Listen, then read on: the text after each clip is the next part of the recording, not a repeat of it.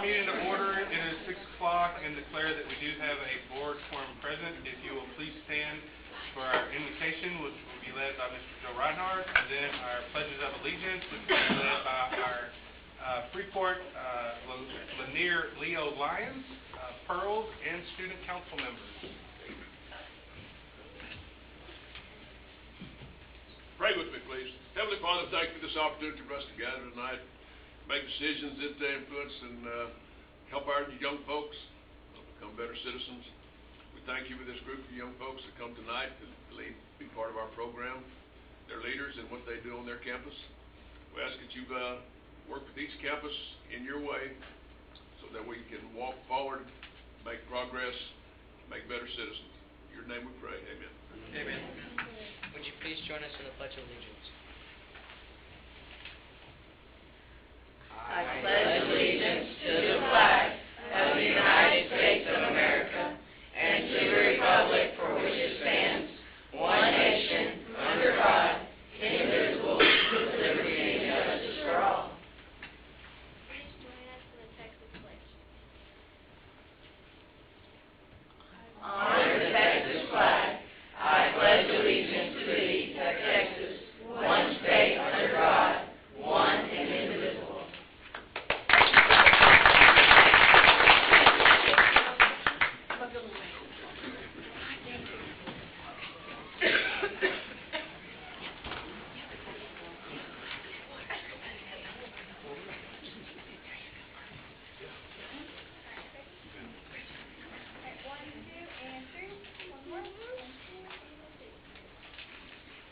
Anybody else?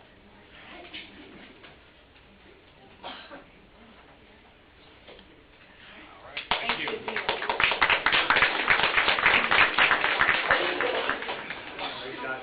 I'd like to ask our board to begin making its way to the front as we transition into our awards, achievements, and recognition time. I will now turn our presentation over to Mrs. Carla Chrisman.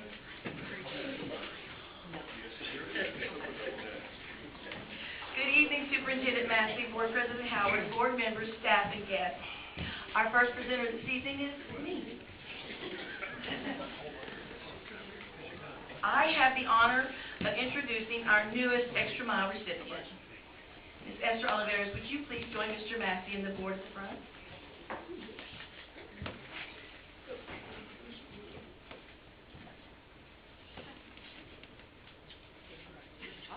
Mr. Massey, would you please give Ms. Esther her certificate?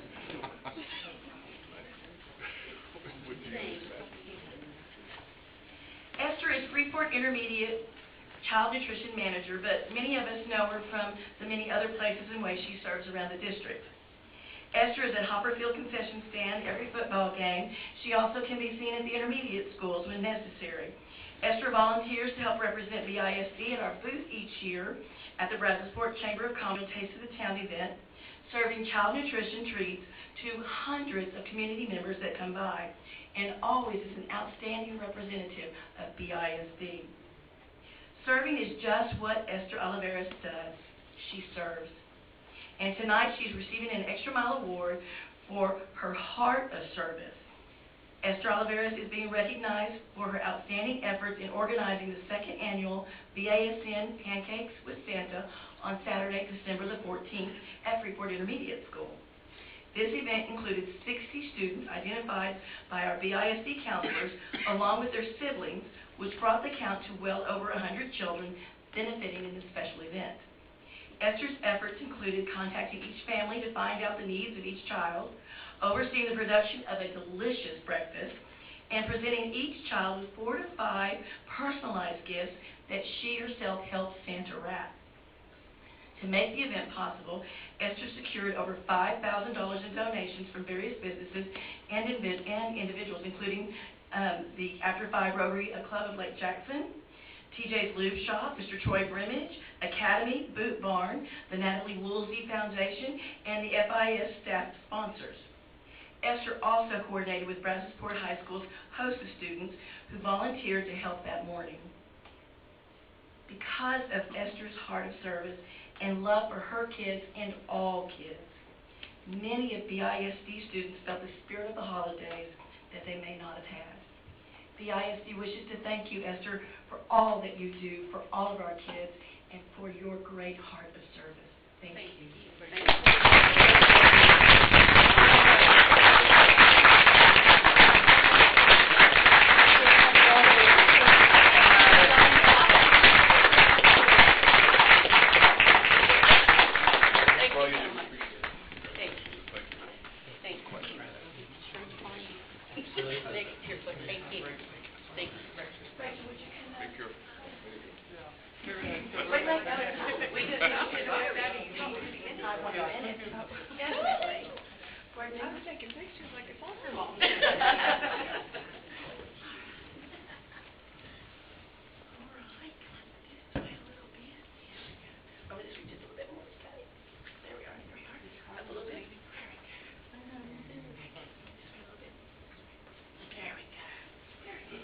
Make sure you get everybody.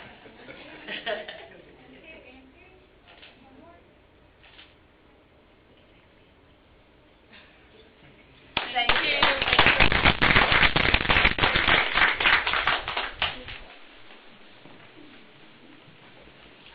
Our next recognition will be presented by Mr. Jay Whitehead, our Assistant Superintendent of Administrative Services.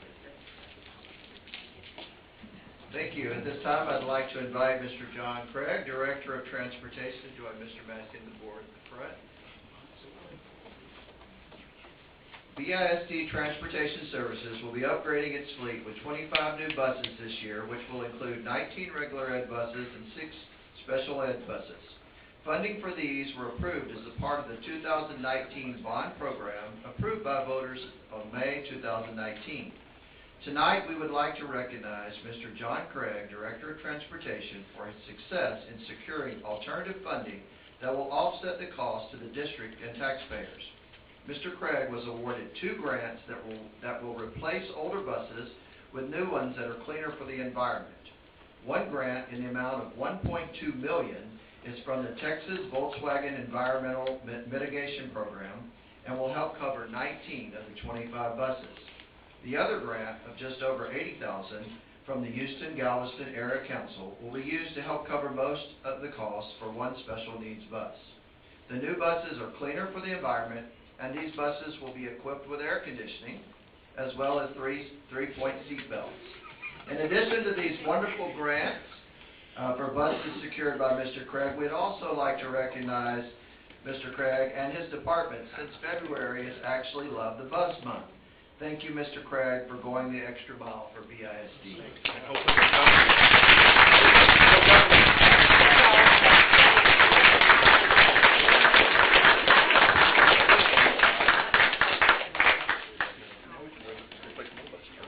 You got it.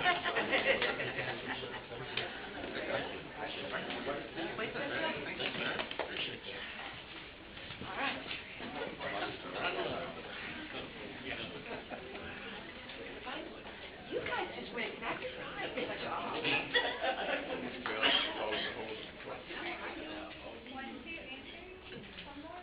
Oh, good. Thank you, guys. Appreciate it.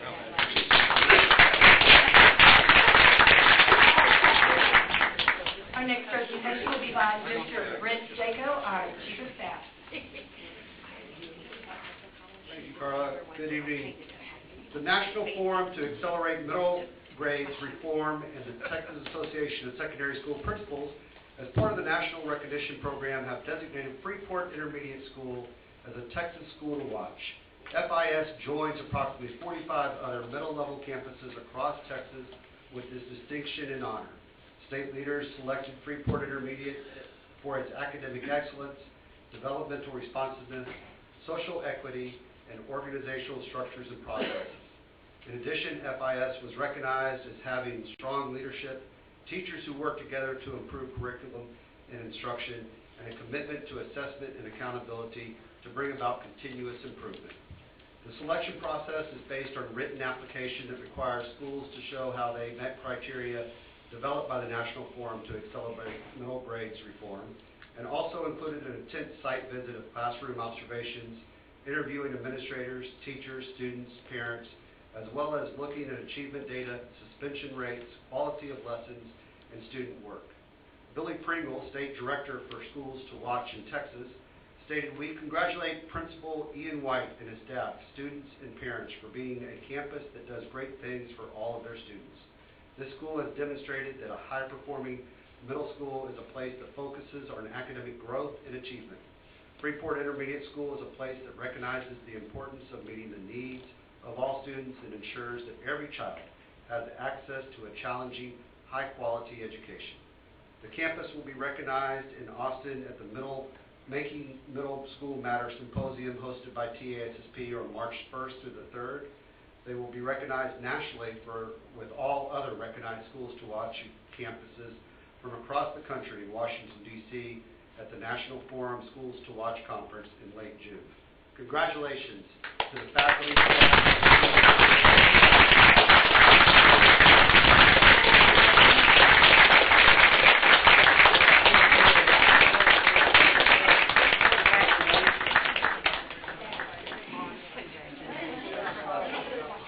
I understand that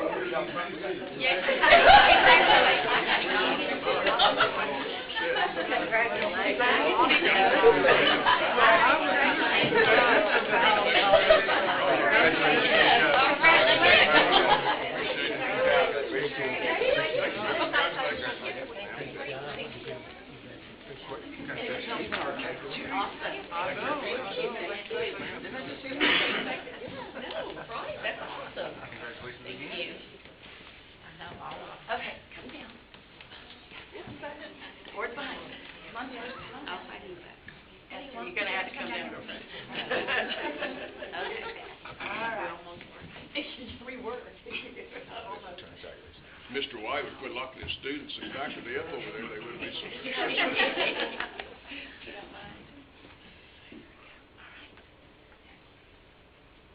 Ready, 1, 2, and 3. One more. All right.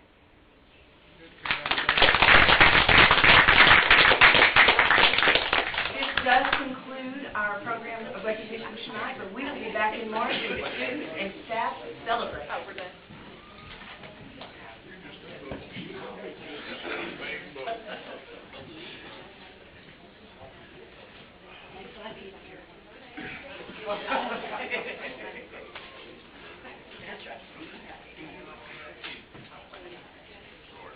Okay.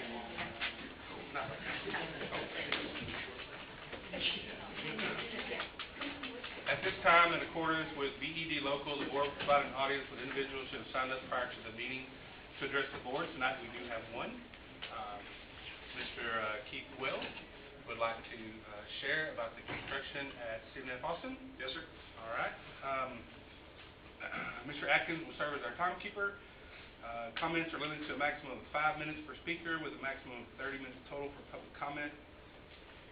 Delegations of 5 or more shall provide a representative to speak. The board will not entertain negative comments on individual personnel or students in public session.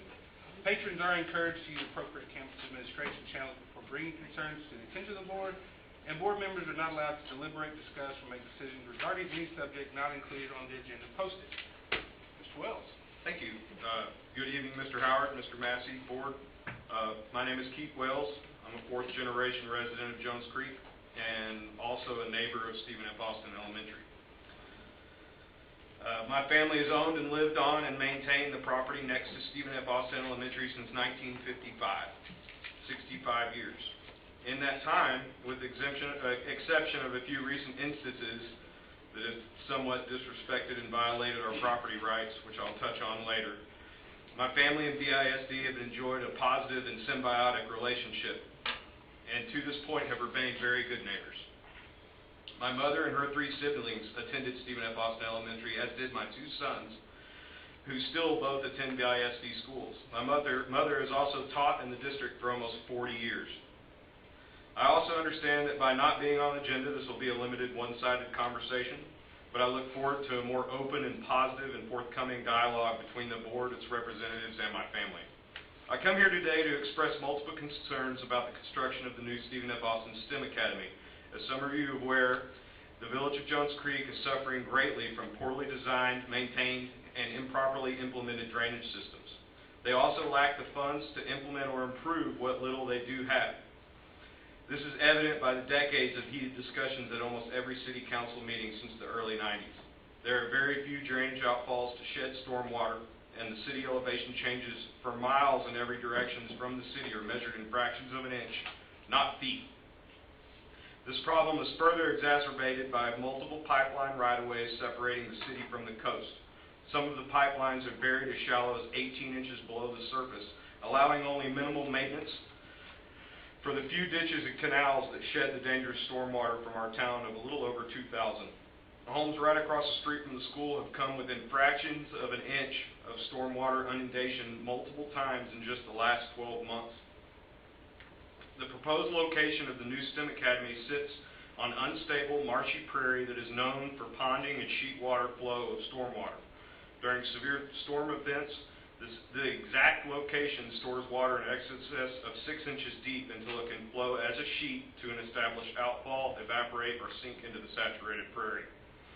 I've personally observed this level of water at least 3 times since 2017.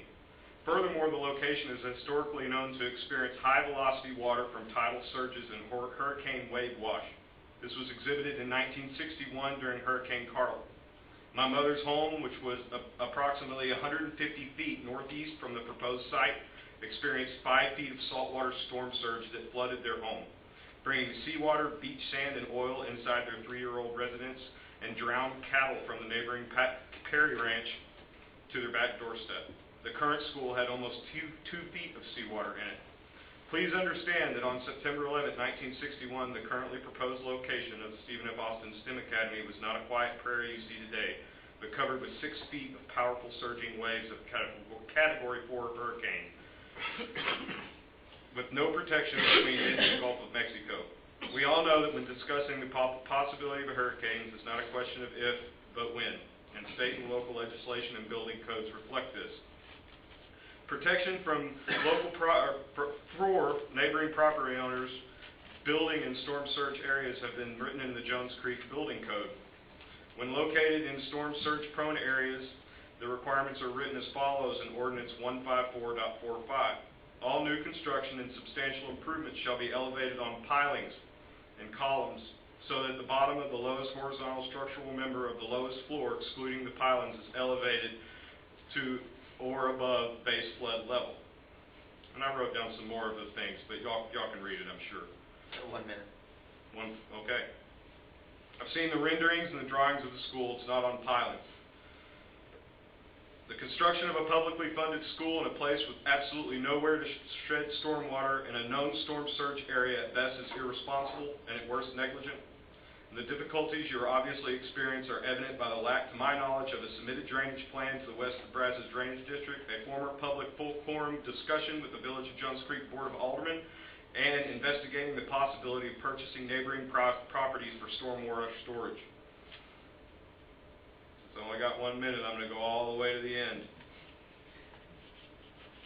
Adding to all of this, on top of light and noise pollution, loss of privacy, removal of our fencing without permission or notice, then adding one-way gates to the replacement fencing, again without notice or returning correspondence regarding the matter, resulting in the loss of security we've enjoyed for generations, and defacing, vandalizing our trees with red spray paint.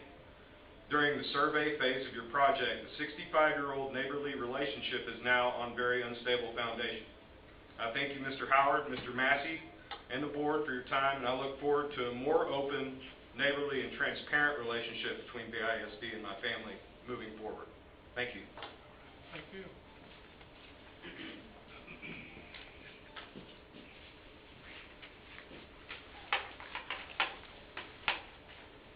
Our next agenda item is our consent agenda. Are there any items requested to be pulled from the consent agenda this evening?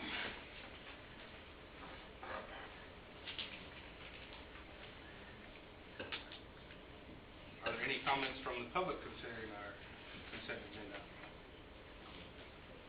Make a motion to approve the consent agenda as presented. We're out of order on the agenda. There should be a public hearing.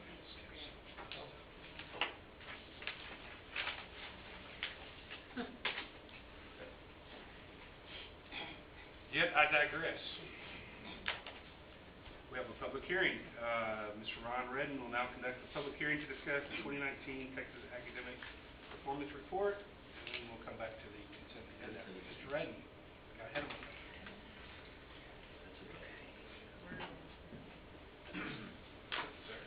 Good evening. In accordance with Board Policy AIB Legal and requirements under Texas Education Code Chapter 39.306 and in alignment with District Goals 1, 2, and 4, it's my pleasure to conduct a hearing this evening on the 2019 BISD Annual Performance Report. Texas Education Code Chapter 39.306 requires each public school district's Board of Trustees to publish an annual report that includes the Texas Academic Performance Report, the PEIMS Financial Actual Report, the District Accreditation Status, Campus Performance Objectives with Progress, Special Education Determination Status, a School Safety Report, and information on the performance of BISD graduates in their first year of college. District Accreditation Status continues to be accredited, as you can see on this slide. And that report will be posted on the district website along with all the other reports you hear tonight.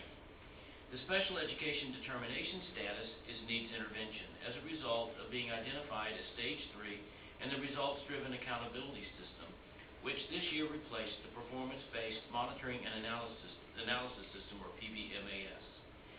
The Special Services Department, with the assistance of a district leadership team of central office personnel, campus principals, teachers, and representatives from the Special Services Department, identified several areas on which to focus improvement efforts. We are entering year 2 of that plan. In 2019, we saw gains on STAR performance in nearly every assessed subject and grade level in special education. We are focused on the right work. In addition, we are continuing our focus on the amount and type of training teachers need to provide support to students with special needs, with a special emphasis this year on improved implementation of the co-teach model of instruction. As shown on this slide, the Texas Academic Performance Report, also known as the TAPER, is divided into 7 sections, with an additional link to the PEIMS Financial Standards Report at the end of the document.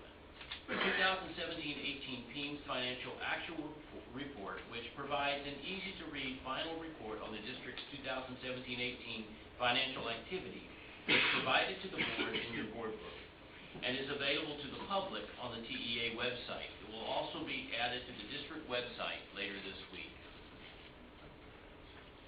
BISD students improved STAR performance for the 2nd consecutive year. In 2018, students improved their performance on 15 of 22 assessments at the approaches grade level, and this year they improved on 18 of 22 exams. And not only that, but their performance at MEETS grade level improved on 19 of 22 exams and 18 of 22 exams at the master's grade level. Again this year, the performance of students identified as English learners improved in the all tests taken measure. Additionally, special education student performance improved and in all performance levels for the all tests taken measures. While we have much to celebrate, we still have opportunities to improve in all subjects, particularly writing. We continue to actively monitor student performance on curriculum-based assessments and benchmark examinations, as well as early literacy, reading, and math screeners, and to provide timely interventions to students. We will continue to provide reports to the board throughout the spring on our progress in meeting student outcome goals. Sections 2 through 5 of the TAPER focus heavily on lagging indicators from the 2017-18 school year. Reports in these sections cover the many measures of post-secondary readiness. Many of these reports align with our 4th and 5th student outcome goals. Included in the lagging indicator reports are attendance, dropout rates, graduation rates, and college and career military readiness measures. I want to take a moment now to highlight some of the indicators you see on this slide. The 4-year graduation rate for 2018 was 88.1%, which was slightly lower than the 88.3% in 2017. However, the class of 2020 is the first class of freshmen to be the recipients of our efforts to increase the number of freshmen who earned 6 or more credits. Now that's important because this has been a 3-year initiative and these guys are seniors. However, the class of 2020 data will not impact the TAPER report until 21-22. The percentage of high school graduates who earned at least one college career military readiness indicator increased from 48.8% in 2017 to 64% in 2018. That's an increase of 15.2% in 1 year. 11.6% of 2018 graduates earned an industry-based certification, which was 6.8% above the state average. And the percentage of BISD high school students meeting the Texas Success Initiative Assessment, or TSIA criteria for reading, increased by 17.9% to 38.1% in 2018. The TSIA is the college entrance exam administered by Brazosport College and other colleges in the state of Texas. Also in 2018, the percentage of graduates who completed a CTE coherent sequence increased by 16.7%, from 30.5% to 47.2%. As a district, we encourage students to take the SAT and ACT exams, and in 2018, annual graduate participation on the SAT-ACT increased from 61.3% to 64.9%. And finally, the percentage of graduates who participated in the SAT-ACT exams and who scored at or above criterion on the tests increased from 22.8% to 29.6%. The slides that follow are a series of graphic illustrations that capture 5-year trends in demographics and teacher information as reported in the taper. So we'll begin with enrollment. Enrollment for 2019, which was recorded on the last Friday in October of 2018, was 12,385 students. As you can see by the trend line, enrollment has been up and down since 2015. And as you can also see in this table, our enrollment for this year is well below that of the previous 5 years.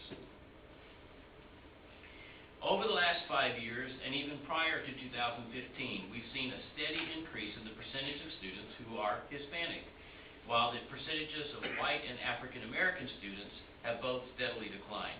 Although not included in this table, the percentage of Asian students has remained relatively flat at 1.5 to 1.6% over the last 5 years.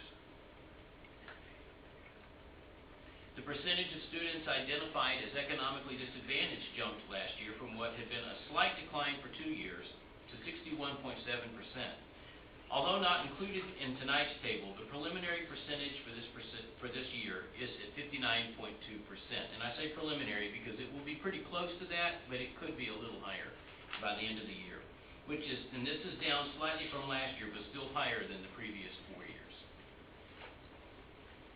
Student enrollment in each of the taper highlighted program areas is up from last year for the second consecutive year. The percentage of students served as English learners is up by 0.7% from last year at 13%.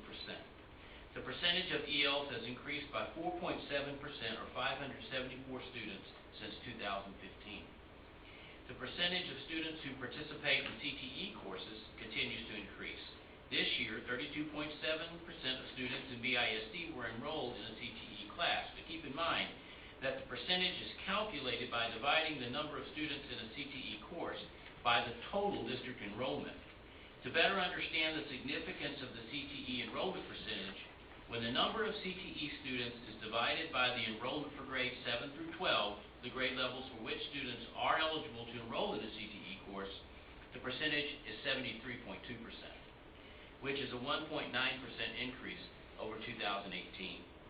Our percentage of students who qualify and are receiving services through special education increased by 0.8% to 8.8%. That represents a 1.3% increase since 2017, but to date this year, we're at 10.2%. Since 2015, the district has added 68.7 teachers. This increase is representative of your commitment as a board to adequately staff our district campuses. And I showed this slide first because it sets the table for what's about to follow. As a result of the increase in the number of teachers, the district student-to-teacher ratio fell to 14.7. As you can see, the efforts by the Board of Trustees to increase the number of teachers has had the beneficial outcome of lowering the student-to-teacher ratio by 1.3 since 2015 and in putting the district rate below that of the state. In addition to hiring additional teachers and lowering the student-to-teacher ratio, the board has taken extraordinary steps to ensure that BISD teachers are among the highest paid in the state. This table provides a quick glance at the average salary trend line compared to that of the state since 2015. The positive gap between the average BISD teacher salary compared to the statewide average has increased from $1,227 to $4,190. Excuse me. The impact of increased salaries, stipends, and incentives, along with reduced class size ratios, can be seen in the reduction in the teacher turnover rate, especially since the spring of 2017, when many of those initiatives were passed. Our current turnover rate is 13.9%, which is well below that of the state. The turnover rate can be flipped to provide a retention rate. The retention rate, therefore, was 86.1% last year. So what does teacher retention mean? It means that more students are being taught by veteran teachers. This slide provides the audience with a graphic depiction of the breakdown of teacher experience since 2015. That year, 45.4% of BISD teachers were new hires or in their first 5 years of service, nearly half of our teachers. Excuse me. Beginning with 2016, that percentage declined to between 37 and 39%, where it has remained steady. In 2019, the percentage of teachers with 11 to 20 years of service increased by 2%, and since 2015, the percentage of new teachers has declined by 6.4%. Uh-oh. All right. I think that's right. There it is. Texas Education Code requires each campus to have an improvement plan with performance objectives and to measure progress toward meeting those objectives. Principals and campus leadership teams aligned campus performance objectives with the district's 5 outcome goals and 3 constraints as they wrote their 2020 campus improvement plans. They then created strategies to support their efforts to accomplish each performance objective. Campuses evaluate progress on accomplishing performance objectives each quarter, just as we do with the district plan. This year, for the first time, however, I am required to report on the progress each campus is making toward meeting their performance objectives.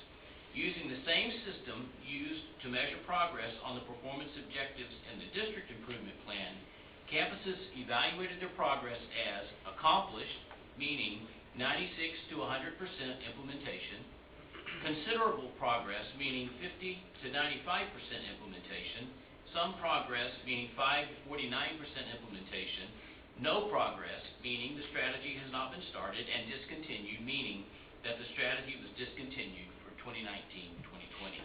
The 2 slides that follow will provide the audience with a progress report for each campus. So we'll begin with this slide. This table includes the district elementary schools. As you can see, as campuses evaluated their mid-year progress, most elementary school campuses reported making considerable progress toward or accomplishing the strategies that support their performance objectives. In the case of Polk Elementary School, most of the campus strategies are ongoing throughout the year, and which is why he marked them as some progress. And nearly all of them were reported as making 40% to 49% progress in implementation. After reviewing the progress of each campus, all of them are on track or making significant progress toward meeting their performance objectives for the year. Our secondary school campuses are also at different stages of implementation of their strategies. Again, most have made considerable progress or accomplished many of their strategies, and all of them are on track to or making significant progress toward meeting their performance objectives for the year.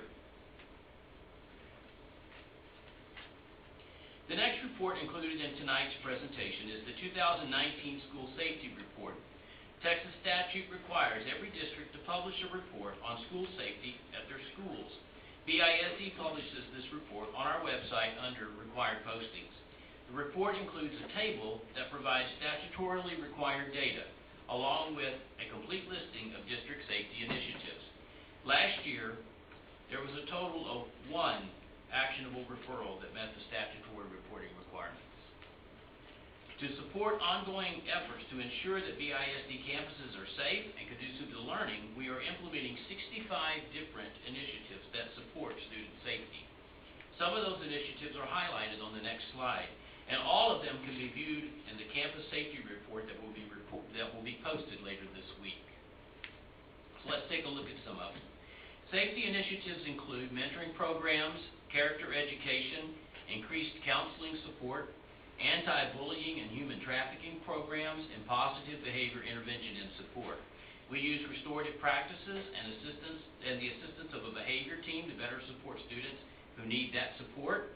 And our district police officers and campus health and safety specialists support increased campus security. We also provide increased mental health support through the Community Health Network, which you all may know as the Stephen F. Austin Community Health Network, and through the Brazoria County Counseling Center. And these are just a few. Like I said, there are 65 different initiatives that are being enacted across the district. The final section of the 2019 Accountability Report is the report of high school graduates' enrollment and academic performance in Texas public higher education. And yes, that is one title. It is a very long title. In this report, student performance is measured by the grade point average earned by 2016-17 high school graduates who attended public 4-year and 2-year higher education in Texas during fiscal year 2018.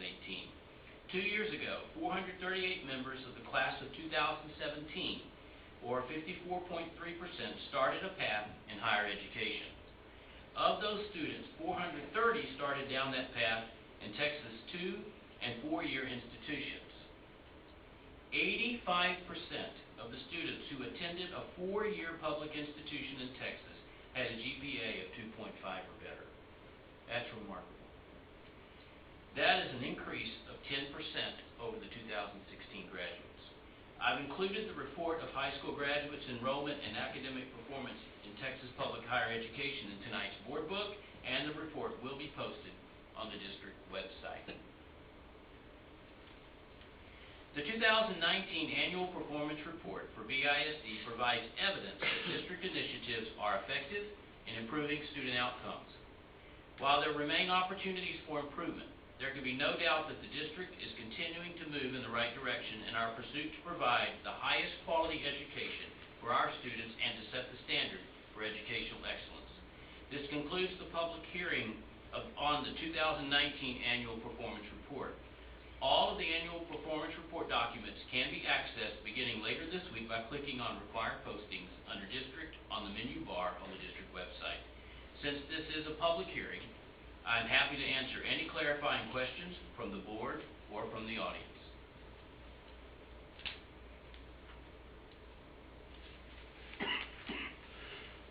Anyone from the board or our audience concerning the report? All right, thank you, Mr. Redden. Thank you.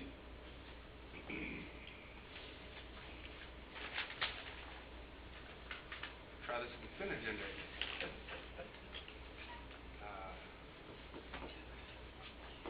Still have my motion to approve. Did it go away? Got me thrown off. Dangling motion? The dangling motion to accept the consent agenda as presented has been moved by Mr. Atkins, and I believe seconded by Patton. Is that correct? All right. All those in favor signify by saying aye. Aye. All opposed by nay. All right, that carries. Thank you. The next item that we do have on our agenda are action items. Action item A is the Greater Gulf Coast Community Network Participation Agreement.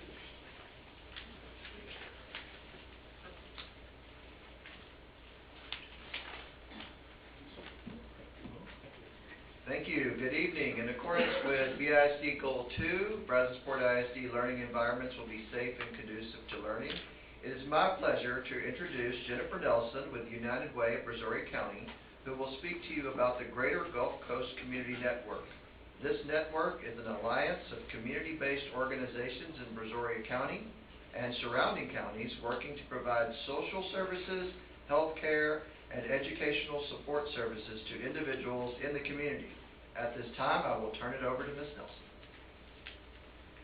Thank you, I appreciate that. I appreciate your time this evening. Thank you for letting me share about the Greater Gulf Coast Community Network on behalf of United Way of Brazoria County. This is just a brief agenda. I'm going to tell you a little bit about the backstory of the network, and then we'll talk about the goals and what we hope for moving forward. It's my understanding that the network was initially sought out by Community Health Network, formerly known as FSA, Community Health Network. I understand that while their nurses and doctors are fantastic at what they do, they're not social workers, but they continue to see a need for additional services for their patients. So they saw that their patients were needing all kinds of social services. And as they identified this need and began to research how to meet the need, they decided that a network like this would be a fantastic way to meet the need. So who better to partner with than United Way of Brazoria County, since they are kind of the hub of the social services in our county. And so this network is convened by United Way of Brazoria County and Community Health Network. As Jay said, we are an alliance of community-based organizations to provide social services, healthcare, and mental health support services. It's funded through a grant by Dow, and the grant was written with a focus on disaster recovery. We noticed that after Harvey, that there was a significant need for mental health services and social service agencies in Brazoria County among the individuals and families that we serve. So this is the network goals, and I'm just going to read them. I hate to read slides, to be honest with you. It's so dreadful, but I will do it, and then I'll just unpack it a little bit with some personal experience. So the first goal says to increase collaboration among community-based organizations in identifying social determinants of health to provide solutions to the barriers that hold individuals and families back. So I have a background in social services personally, and when I was assessing needs for my clients, I use a very sophisticated method called the sticky note method. So I would identify what my clients were needing and then provide resources to them to help them overcome what they're needing. So I would typically write it on a sticky note and give them, the name of the social service organization, the hours of operation, the contact information, and then by the time they left my office, they may have 10 sticky notes, just a stack of sticky notes. And I don't know, if I'm not doing extensive case management, I don't know if the client I'm serving or their family is actually receiving the help that they need. And they may feel overwhelmed when they leave my office with that stack of sticky notes. One thing that I think is fantastic about this network is that it's a referral resource network, so that I know if I'm a counselor or a nurse and I'm providing my student with a resource that their family needs, that someone on the other end is going to receive that referral. They're going to reach out to my student's family. I kind of see it as a warm handoff. And I see it in a way like, I kind of have that mentally, it takes a village to help a family or an individual, and so this is kind of that village mentality. I also see, just specifically with school districts, I feel like sometimes schools are expected to be like the end-all be-all and help everything and be everything. So I feel like that this network can kind of help alleviate some of that and create more synergy among community-based organizations to help the students and the families that our schools serve. So that's just a little personal perspective on the first goal. Okay, the second one says, demonstrate an improvement in outcomes from increased community efforts to address the social determinants of health. Use that data to determine funding opportunities. Basically, we want to prove that the network is working, that families are getting what they need. In some cases, some organizations do use the network to collect data so that they can get funding opportunities for those needs. And then the last one says, reduce duplications of efforts provided by community-based organizations and identify gaps in services that exist in Brazoria County. So not only does the network provide an active resource referral system for the people that we serve, in addition to that, it provides a community resource guide that is live and active, that's updated with all the community-based organizations' information, updated hours of operation so that the people that we serve are getting that information they need. Also, if you've lived in Brazoria County any amount of time, you may know that we have a couple of gaps in services. There is a housing need in Brazoria County. There's a transportation need in Brazoria County. As I'm doing this work, there's simple things that I'm learning. Several community-based organizations have said, we have a need for prescription drug assistance. Harris County has something called the Gold Card. I didn't know. We don't have that here. So it helps to collect data to identify those gaps in services so that we can bring awareness and advocate for those needs being met. A little bit about the product. So while we are the Greater Gulf Coast Community Network, that's a mouthful, we are hosted by a platform called Signify Community. So this is just a little bit about that. You can see on the left that without a network, one person that's going to maybe visit various social service organizations. For instance, maybe they're going to the Brazoria County Dream Center. Perhaps they're coming to United Way. Maybe they're going to St. Thomas Center. They're going to continue to sign consent for sharing of information. But when they're in the network, they have to sign a consent one time that we can share their contact information with the community-based organizations so that community-based organizations can reach out to them and meet their needs. On the right, you'll see that, that where it's just one consent versus up to 45 consent if a client is going to multiple organizations. This is just another benefit of the network that I'd like to share. It's called the longitudinal social record. So if you have a family that is moving around Brazoria County, and even among school districts, you can view their needs. And there's different layers of privacy. There's no, there might be questions about privacy, and this network is FERPA compliant, HIPAA compliant, CR, any other privacy law compliant. So, but there's different layers of privacy. But I think that a benefit of this is that some of that information can be shared so that we can meet the needs of the students and the families in our county. This is just an example. You can see these lines right here. Like if someone were to have a food insecurity need, and then perhaps they had a need for rent assistance, maybe they had a mental health need and they were referred to a social service agency for counseling. In the network, you can view that. Okay, so this slide just demonstrates that. And in closing up, moving forward, we're really hoping to see more organizations in the network and increase collaboration. This fancy graphic on the left, you'll see the circle that's just, this is an example of a network with only 10 organizations. Currently, our network has 24 community-based organizations, and I'm working to onboard about 6 to 10 more right now. So with that, it's only going to increase, like I said, more synergy and being able to help the people that we serve. But on the left, you can see that it's not very active. Only 5 of the 10 community organizations are working within the network. And then after some time, all 10 organizations are using it for social service referrals. They're accessing the community resource guide. They're inputting data. And you can see the circle on the right is just alive and active and vibrant. And that's what we're hoping for this network to do in Brazoria County as we serve the individuals and families here.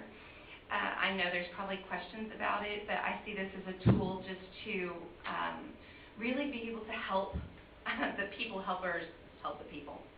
Okay. Thank you. I will answer questions if you have any.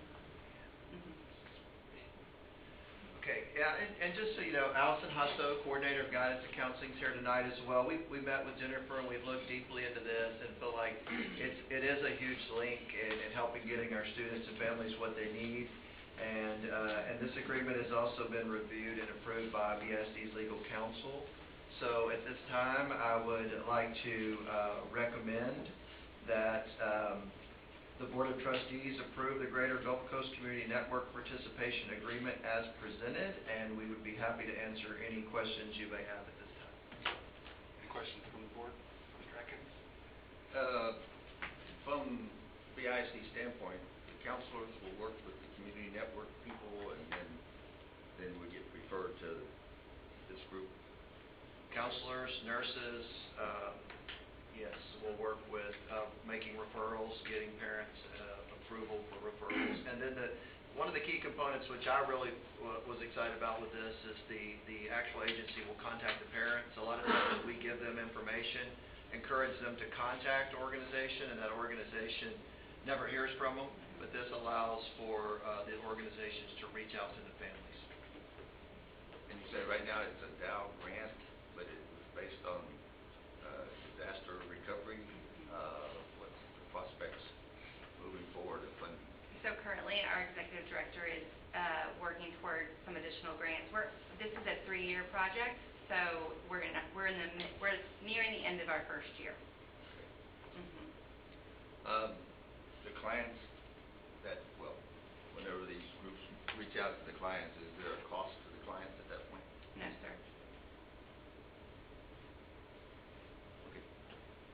Will they have a physical office? Will y'all have a physical office? Or is this all just passing on of information to? The network is cloud-based, so it's all online. I'm the one that right now is providing training to the network users. So I provide training to those network users, and then they log in and they have access to the network. Any resistance from community-based organizations to join the network? I wouldn't say there's resistance per se. I would say there's a few few organizations that might not be a good fit. I'll just give you an example of one that would be like the Women's Shelter of Brazoria County isn't a good fit simply because of who they serve. So that's not resistance, it's just not being a good fit, if that makes sense. Are there faith-based organizations within the network too? Yes, there's several faith-based organizations. Wasn't there a list of like 25 somewhere that I read? 27. Yes. It's on the website. Yes, it's on the website. Mm-hmm. Oh, okay, right. Yep. Read it somewhere. Any And other like if they ask for food, like let's say somebody has a need for food, how does that work? Like you can do that so there's not a duplication of services. I mean, they might need more than what one place can give. How does that work? Absolutely. So that you enter the client's contact information and then put that there's a need for food. Once that need, then the network populates every community-based organization to meet that need. You can select that and then make that referral. It's very user-friendly, but they can make more than one referral to answer your question. Okay. Mm-hmm. Has this been done in other communities? Is this network model? Yes, it has been done in other communities. This platform typically does medical networking. So we are kind of we're pioneering a more social service. We still use medical. Stephen F. Austin is in there. I've been speaking to other hospitals. So we want to serve social service, medical, and mental health needs. And so like the prescription program that is going on at one of the churches, like they could get free prescriptions and stuff like that. They're listed in the network. They are, okay. Mm-hmm. Now, they actually are out of network, so they're listed in the community resource guide. So all the counselors, whoever has access to the network will have access to that information. Okay. But right now, we only have 24 in-network organizations. Does that make sense? Yes. Okay. Yeah, I mean, our BISD counselors and nurses won't have that access to that listing, is that, or will they? As far as who is in the in the network, Yeah. once we're trained, we'll be able to log into the program and make those referrals directly to the different organizations that are within the. Okay, okay, now I'm catching up. So you'll be training some of the counselors or all everywhere, Correct. and then.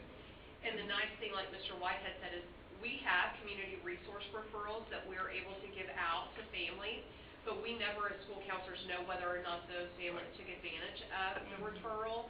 And one of the things that you'll talk about whenever you talk with families that need assistance, they're so overwhelmed that they sometimes miss the details about, who do I need to contact, what are the hours. With this program, when that referral is made, that organization will reach out to that family so that the family doesn't have to take the initiative to make that initial referral. That organization that they're referred to will contact them to follow up. So are these organizations have the capability of making those contacts, or are they so overwhelmed? Are they used to doing that? Yeah. Yes, they are. And there is an extensive conversation that takes place so that each organization is equipped with that. There's also, we have the Greater Gulf Coast Community Network standards, which says that community-based organizations will respond within 3 business days when they receive a referral.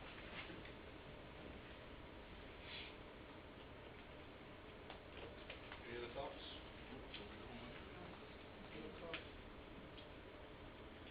Any oversight as to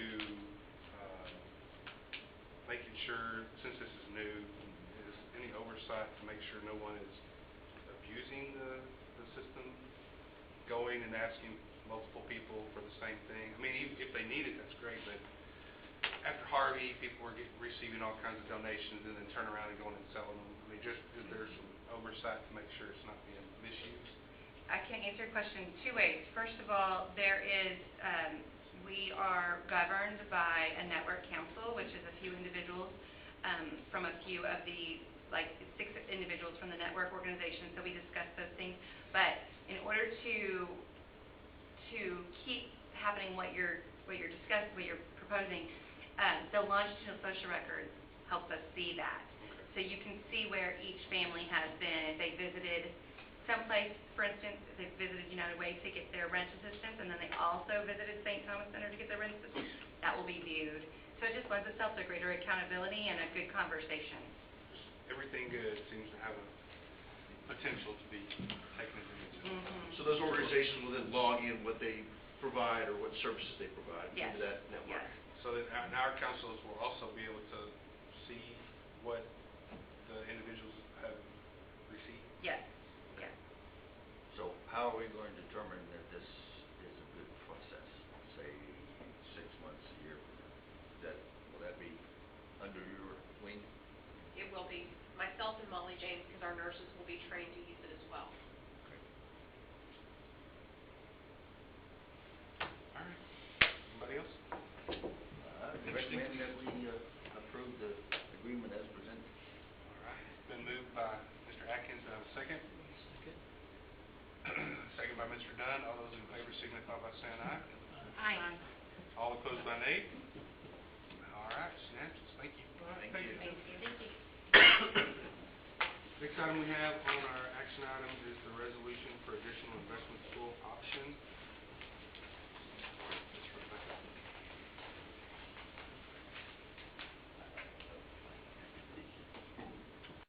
All right, good evening. Tonight, I'm recommending that the board approve the resolution attached in board book, which will authorize district funds to be invested in the Texas FIT investment pool. Board approval is required in accordance with board policy, CDA legal, and the Public Funds Investment Act. The Texas FIT investment solution is designed specifically to fit the needs of Texas local governments. Water Walker Investments was selected by the Pool's Advisory Board as the investment manager. Water Walker has been investing public funds since 2000 and currently manages over $5.47 billion. The pool has the highest S&P rating, which demonstrates extremely strong capacity to maintain principal stability and to limit exposure to the principal losses due to credit risk. Currently, the district's investments are held in the First Public Investment Pool and the Texas Term Investment Pool, depicted in the green and yellow bars on the graph. The U.S. Fixed Income Trust Investment Pool program in blue is currently outperforming our current pools. All pools are fairly competitive and focus on safety, liquidity, and yield. Adding the Texas FIT pool will offer an additional investment option, which will allow us to make rate comparisons to find the best yield and maximize investment earnings with district funds. The administration recommends the Board of Trustees approve the resolution authorizing participation in the U.S. Fixed Income Trust investment pools and designate Rebecca Kelly as the authorized representative. Happy to answer any questions. These are the only 5 investments we're allowed to put general funds in? No, you also approved, like last month when you reviewed the investment policies and strategies, there's a list of authorized brokers in which we purchase CDs and other type of investment options. but the government pools are put together to ensure that government, cities, counties, other municipalities have a place to invest funds that have limited exposure in the market. So these are the most common pools that we look at when we're Are we comparing. allowed to put certain funds in more exposed positions? Blame Bernie Madoff. Yes, so we can revisit the board's desire to invest in more aggressive strategies. Just in general, there is the ability to Yes, invest I mean, in. so these pools have the highest rating by the S&P. So, Yeah, yes, it also we gives have, 1%. right. Right. So we have options to invest in lower rated funds, which would potentially draw higher yields at the risk of. Are we talking about like 2%, or are we actually talking about real returns? So my approach has been to only review those options that have the highest rating. So if you're wanting me to provide you some input with, some options that have lower ratings, then I'd be happy to, but I don't know that I can. I'm asking questions, I'm not making suggestions, but are we able to legally invest in more, Yes. in general, any type of fund? Or are No, we there's limited limits to government under the funds? Public Investment Funds Act. So we're that- limited to public investment Yes. fund Yes. guidelines. So in other words, we can't get any interest, that's what you're telling me. Go back to the. Asking. It's easier to say it that way. So we're invested in all these, except for the. So right now, we just have the green and the yellow one. So we have Okay. Lone Star and then Text Term, which So is the with- Text Daily Fund. So are we taking do we have the ability to be in these other three? Are they under our? So right now, we don't have resolutions, Okay. and so I could pursue those. No, I'm just saying. Yes. Right now, we don't. Right now, I only have resolutions authorizing me for the green and yellow pools. Okay, I was So- just wondering why those three were there, so that's fine. Text pool has been Yeah. there. These are the most common pools that you Okay. see cities and school districts Right. invest in. All right, we have a recommendation from the administration. I so moved. It's been moved by Ms. Patty Sayes. Do I have a second? Second. Second by Jerry. All those in favor signify by saying aye. Aye. All opposed by nay. Thank you. Carries. Thank you, Mr. Booker. Next item we have on our action item agenda is the instructional calendar. So close. Okay, so close. Mr. Whitehead. Good evening. It's my pleasure to introduce Dr. Robin Pelton again, coming back to us, the Director of Student Services, to present the 2020-21 instructional calendar. Good evening, Superintendent Massey, Board President Howard, and board members. In accordance with Board Policy EB Legal, it is my pleasure to present the recommended 2020-2021 instructional calendar. The process of creating the 2020-21 instructional calendar began in October when a calendar committee was formed and the development of drafts was initiated. The calendar committee was made up of this year's Principals of the Year, Assistant Principals of the Year, Teachers of the Year, and Counselors of the Year, along with district administrators who represent the departments of Curriculum and Instruction, Administrative Services, and Student Assessment. Among the 16 committee members, there were representatives from Freeport, Clute, and Lake Jackson, as well as from elementary, intermediate, and high schools. The committee developed multiple draft calendars based on the many factors to be considered when creating an instructional calendar, as shown on this slide. The drafts were narrowed down to two that the committee felt best met instructional needs, and then staff feedback was collected through an online survey, with 654 district and campus staff members providing input. 35% of the staff members were also parents of BISD students, and over 55% are classroom teachers. DEIC reviewed the two drafts, the survey results and staff feedback, and the calendar committee's recommendation, then voted on what calendar they felt best met the instructional needs of BISD students. Draft A was the preferred calendar.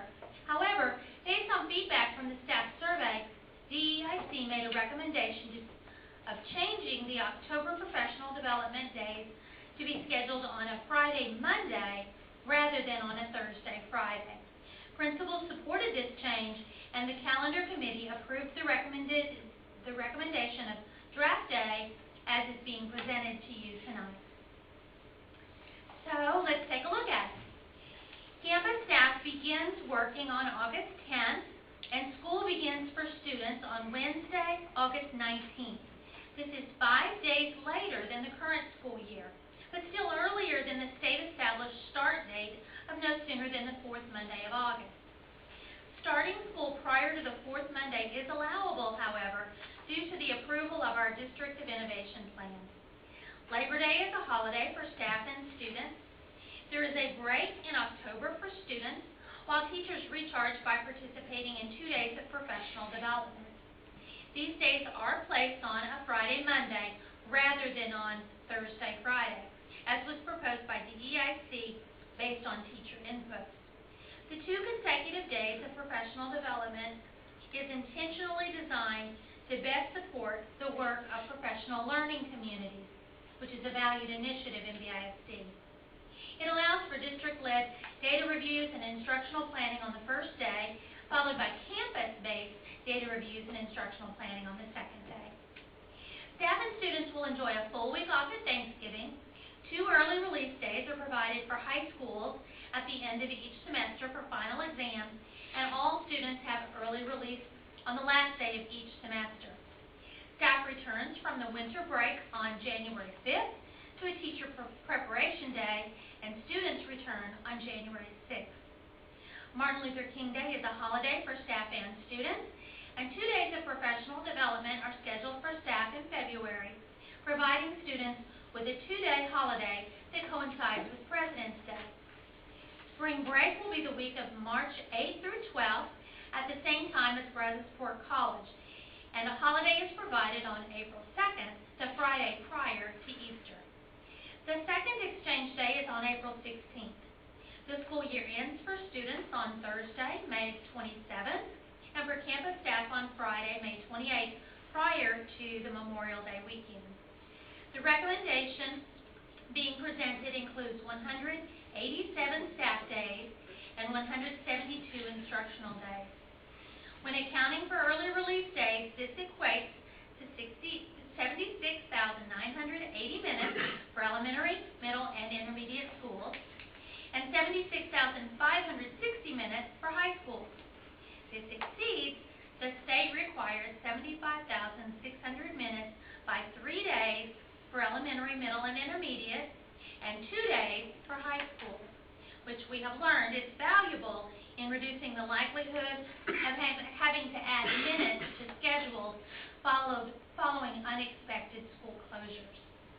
This calendar is presented to you as best meeting the instructional needs of students in Brazosport Independent School District. This concludes the presentation of the 2020-21 instructional calendar. It is the recommendation of the administration that the board approve the 2020-21 Brazosport Independent School District instructional calendar as presented. I would be happy to answer any clarifying questions you may have at this time. Glad to hear your voice this morning.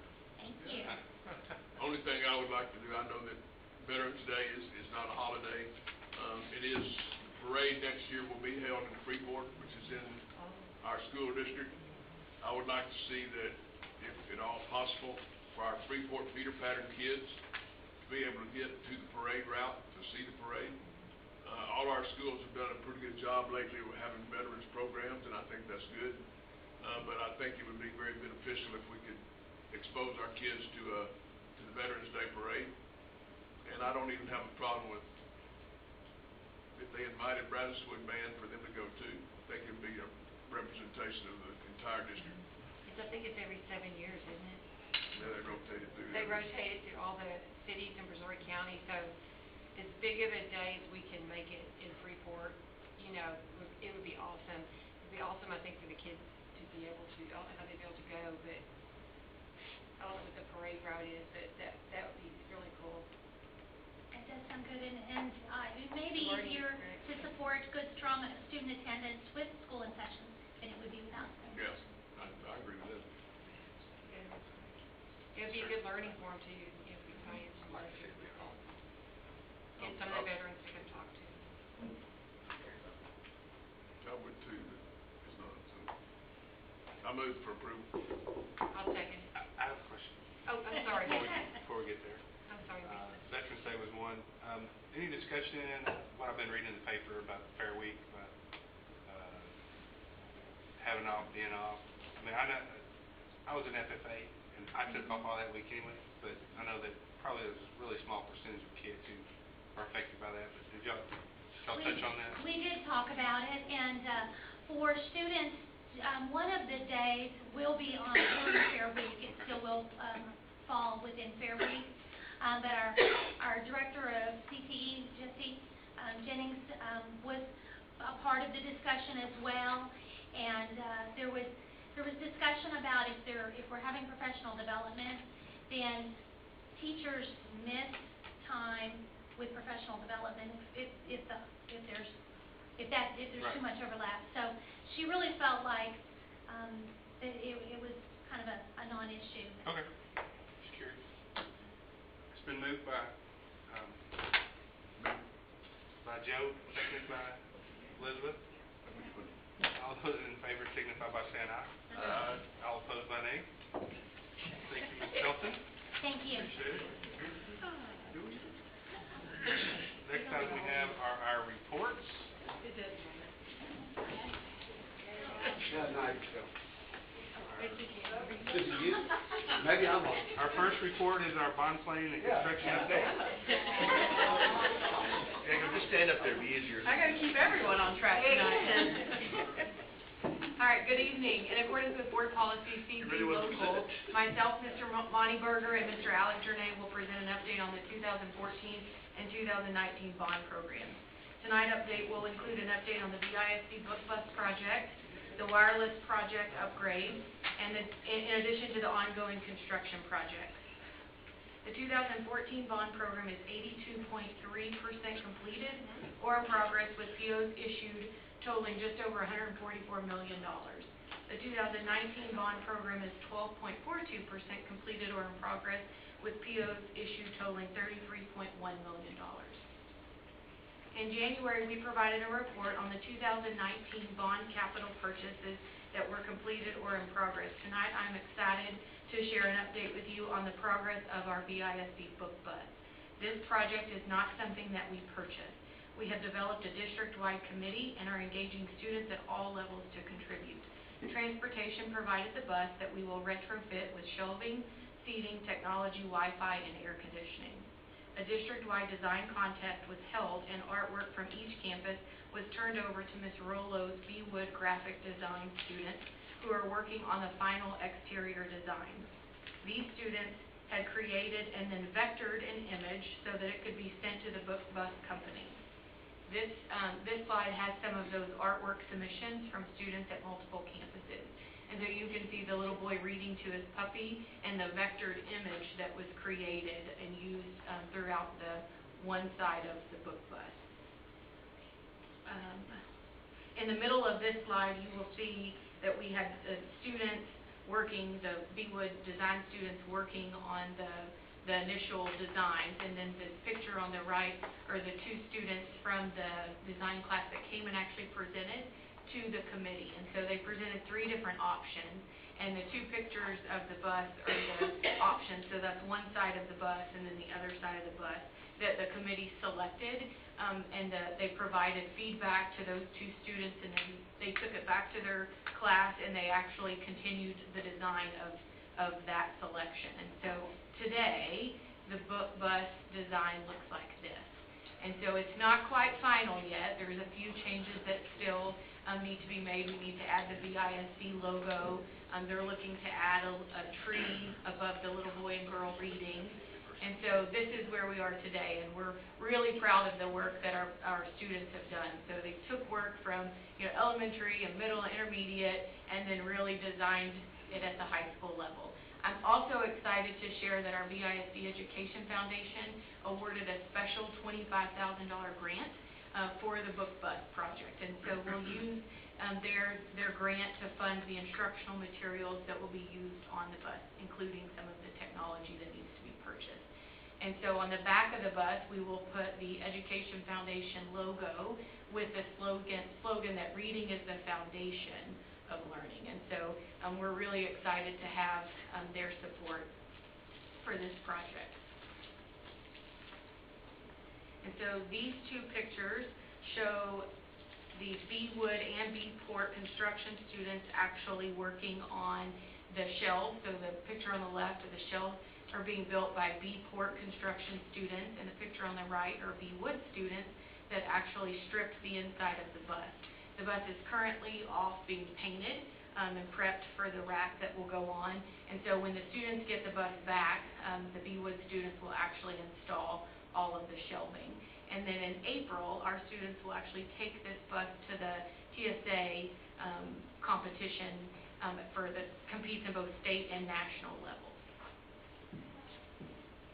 And so the B. Port graphic design students are working to create the logo on all of the marketing materials that will be used. Ms. Amanda Theedy's business class is creating the marketing and research plan with the objective to really increase awareness around the Free Read Jamboree and the Book Bus Reveal. The students have identified their needs to set a budget, design marketing materials such as bookmarks, shirts, bags, and other promotional materials. They've identified the need to partner with other organizations to leverage resources and to maximize opportunities for students to access the book bus throughout the year. They have created a communication strategy to promote the book bus through social media outlets. They're also out and about recognizing the art contest winners from all of the campuses, and they're capturing footage that will be used by the B. Port graphic design students to create a promotional video. And so you can really see that it's something that we've fostered district-wide participation in students at every level. And Ms. Liz Quaylar serves as a board member on the Book Bus Committee, so I'd like to recognize her for her contribution. So at this time, I'll turn it over to Mr. Montyberger to talk about the technology project. Thank you, Ms. Kelly. I've got another exciting project that I don't think quite competes with collaborative artwork design and construction, but I'll try. So, the technology department's been evaluating wireless network solutions for the last several months, and we're very pleased to report we've selected Aruba Wireless as a solution that best meets our district needs. This project will deploy over 1,400 new access points and replace all head-in access equipment for our wireless solution. And this new system actually provides several advantages over our current deployment. So first and foremost, it provides increased data throughput or bandwidth, increased user capacity, meaning more devices can connect at once, increased range, meaning each access point can reach further distances. And then, in addition, this new solution actually has greatly enhanced security features as compared to our existing system. So the overall cost of this project is just over $1.2 million, but thanks to the federal E-rate program funding that we've applied for, it should only cost the district about $400,000. So we're very excited about that. In addition to the potential $800,000 savings that we'll realize during implementation, we're also slightly reducing our current annual maintenance costs. This is especially impressive when you consider that our current annual maintenance cost doesn't have those security features that we're talking about implementing. So if you compare apples to apples with our current manufacturer and solution, if we were to add that security feature, which we simply haven't been able to afford to add in the past, it would actually be reducing our ongoing maintenance costs by $50,000 a year. So we're very excited to get all these upgrades and actually be saving a little bit of ongoing costs. And with that, I'll turn it over to Mr. Gurney.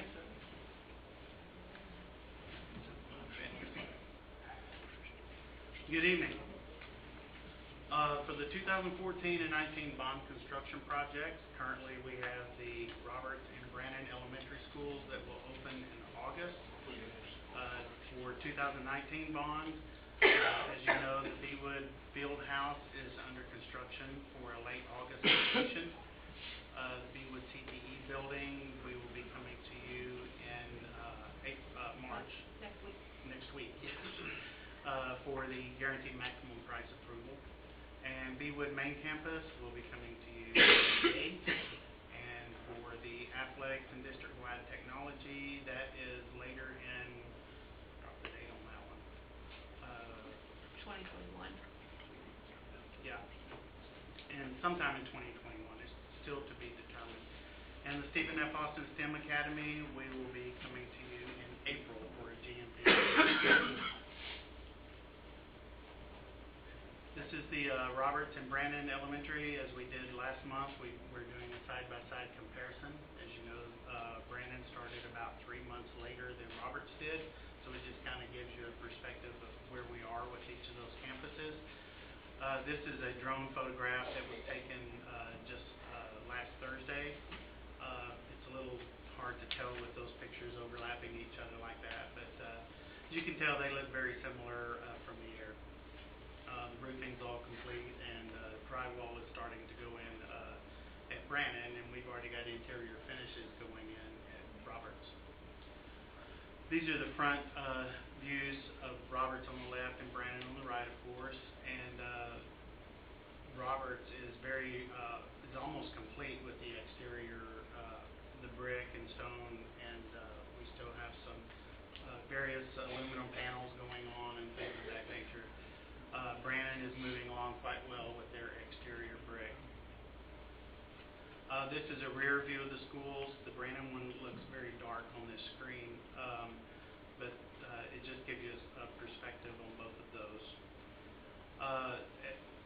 This view is of the cafeteria and gymnasium area. The Roberts photograph is strictly the gym. You can see the folding partition that has been installed right at the very left of the photograph, and the stage is over to the right. And then the Brandon photograph is the entire cafeteria and gymnasium area without the wall. This is looking down into the library from the overlook on the second floor. Roberts has the drywall going in, and Brandon is about to have the drywall going in. This is a view of the group restrooms. The tile is on the wall at Roberts, and they just have their plumbing work and chase walls and all of that going in there. It all catches up very quickly once they get to this stage. Roberts, that's a typical classroom on the left. It actually has the carpet in it. It's all covered with plastic. And Brandon, that's the outside of the classrooms where you see the doors and the windows going in. And that photograph also shows the drywall. 2019 bond, as I said, Beewood Fieldhouse is well underway. As you can see, the steel is going up very quickly. This is the rendering from the architect, and this is a view that was taken last Friday, and that is, of course, standing on the track looking over towards the building. And this is standing over by Brazos Wood Drive, looking towards the north. And then this is looking out towards the balcony, looking out towards Slade Field. Kind of gives you a really good view of what it's going to look like when it's done. It's pretty impressive. Beewood CTE building, these are the slight architect's renderings, which you saw last month. And this is an interior view of the CTE. And this is the exterior view of the new main campus. And interior view looking towards the learning stairs going up to the library upstairs. And this is a view of the Stephen F. Austin STEM Academy, the exterior. And this is the interior view of the library, and then the stairs going up to the 5th and 6th grade wing. And this is upstairs looking over at the stairways and then the collaboration areas. I'll be happy to answer any questions you have at this time. Questions? Everything's still on track? Yes, sir. Going well. Brandon looks good. All right, it's coming. Yeah, it's really moving along. Yeah. Massive. Thank you, sir. Thank you. Next under report, freshman cohort credit. Hey, Mr. Jason. Are you sure? skip this I don't get to the podium very often, so I was so excited for tonight. We're gonna skip this one. We know this. I move we go to C. Good evening. Are you through?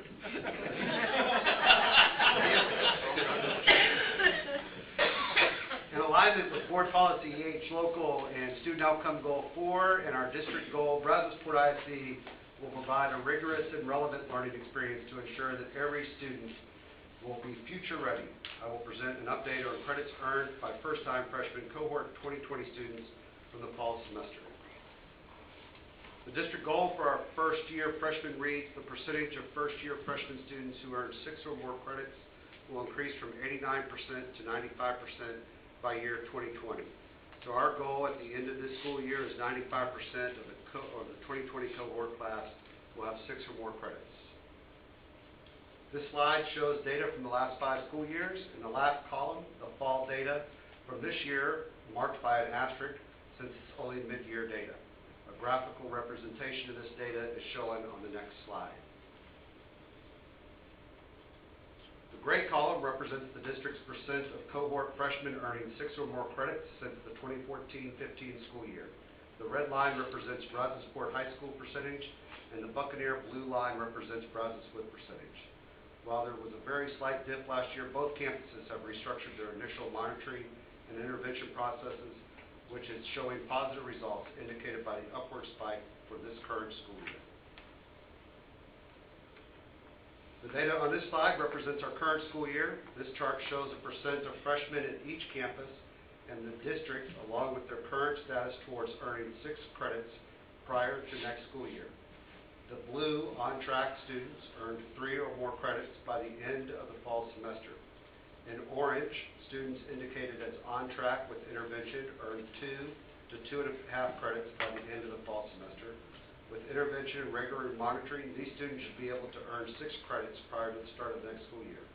In red, students indicated as significant intervention needed may be unlikely to earn 6 credits by the prior to the start of next school year. Campuses have plans in place to provide needed interventions to these students on an individualized basis. As a district, we have just 30 students who are not on track for 6 or more credits prior to the next school year. This chart above shows the percent of students in the freshman cohort who are on track with intervention to earn 6 or more credits before the start of next school year. The goal of the current school year is 95%. Of the 99% indicated as on track with intervention for the district, 96.7 are designated as on track, having earned 3 or more credits, while 2.2% are designated as on track with intervention, having earned 2 or 2.5 credits. This slide shows the possibility of what could be attained if interventions are successful for all students. Our campuses have different plans, and so Brazosport High School is implementing 3 specific measures. They have substantially fewer freshman students who are in need of intense interventions to earn 6 credits, and their staffing assignments have changed, necessitating, see, I don't come up here often enough. That's why I asked you all to go if you were through. I know, I should have been done back then. Necessitating a new approach. Each freshman has earned 3 or fewer credits in the fall, has met with a counselor and completed individualized intervention plan. Each freshman earning fewer than 3 credits has also met with their AP, head principal, for a phone conference with the parent, and counselors will revise plans after the third 9 weeks. At Brazoswood High School, to ensure the success of students as we move into the spring semester, they will continue utilizing Pride Time intended for campus-wide assistance while still incorporating targeted student remediation based on weekly performance and progress within the classroom, missing credits and EOC standards, as well as smaller needs such as missed assignments, test makeups, tutorials, and enrichment opportunities. To aid in helping students regain lost credit from last semester, a skilled recovery teacher who is also SPED certified works closely each period with small groups to seek recovery of credits lost in the fall semester. The campus is targeting a specific group of students both during and after school in the 9th grade for credit recovery.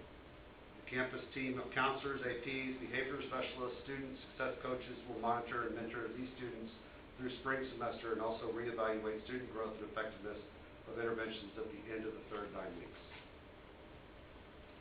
The success of our students are seen in the ability to meaningfully intervention is due to a large part of the board's support. This includes professional learning community time when teachers are meeting on these campuses and focusing on the results of student learning.